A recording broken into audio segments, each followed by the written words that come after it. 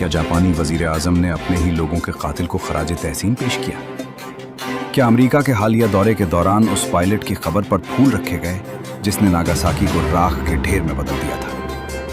اور کیا social media پر viral ہونے والی ان ویڈیوز میں کوئی سچائی ہے؟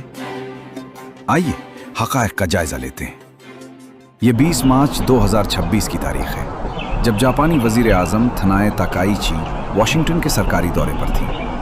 اس دوران انہوں نے ارلنگٹن نیشنل سیمیٹری کا دورہ کیا اور وہاں گمنام سپاہی کے مزار پر پھولوں کی چادر چڑھائی۔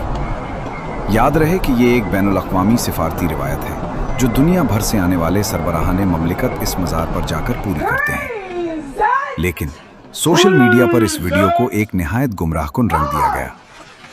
حقیقت یہ ہے کہ ناگاساکی پر ایٹم بم گرانے والے پائلٹ چارلس سوینی کی قبر واشنگٹن میں نہیں بلکہ میساچوسیٹس میں واقع ہے، جہاں وزیر اعظم تاکائیچی گئی ہی نہیں تھی۔ وائرل ویڈیو میں کیے گئے تمام دعوے سراسر جھوٹ اور سیاسی پروپیگنڈے پر مبنی ہیں۔